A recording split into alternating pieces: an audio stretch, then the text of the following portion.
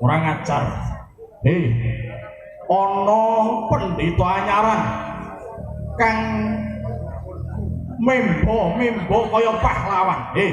Sapa iki ning arepku? Lho, Kang. Iki nglurung negara kok urung kenal karo wonge iki kepiye to, Kang? Lah iya to. Ngene kok. Ya nggih. Nek jenengan dereng tepan, niki sareh riyin. Men sing yagane mburi nggih ambekan. Den menika sing diarani Peranaan Pandhawa. Lho, sapa kok? Menika naminipun Raden Antasena. Antasena iki sapa kok? Antasena niku anake Werkudara. Lho, iki anake pendhitane. Oh. Jenengan niku ampun bengok-bengok riyin.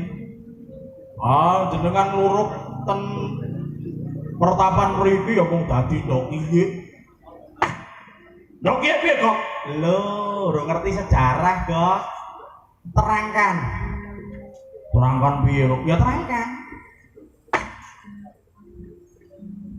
Peranaan Pandhawa niku gadah kasekten linangkung linuwe. Lho, sik, Kok. Iki arep perang kok jagongan ngene iki apa ya keneh? Ora apa-apa. Jenenge nggo asik-asik ya, Mas. Niku naminipun Ndara Antasena Den, niku kasektene linuwih linangkung. Kasektene apa kok? Nah niku jenengan pirsani ten bathuke lak enten sumute. Yo, eneng sumute. Sumut niku nek ditamake dodone panjenengan melonyoh. PKU Muhammadiyah buka 24 jam. Oh, ngono. Sapa nek kok? Eneng welih anake Werkudara Raden jenenge Raden sapa lho? Sing sambles bumi kuwi lho, Kok. Jenenge Raden Antareja. Antareja. Waduh, ekstra jos. Raden Antareja niku nggih gadah kasekten linangkung. Apa kasektene kok? Lho, belum tahu dia. Raden Antareja menika putune Ula. Wah, putune Ula. Nggih, putune Ula. Ula apa?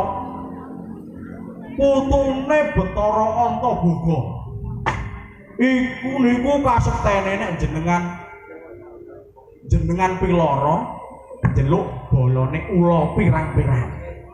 Eneng ula sawa. Ula lare anon. Eneng melih demung kebo. Enten demung macan. Enten melih demung saron. Sing guyu ra ikhlas kok. Ngoten ampun Jenengan ampun ngoten. Loh. Kowe ngilmu maido mana kasekten ratu Gustimu. Ah, jenengan buktekke dhewe. Loh, kurang ajar. Ana prajurit sabrang kumawani ngidak marang telatah kene ya telatah Sumur Jala Tunda.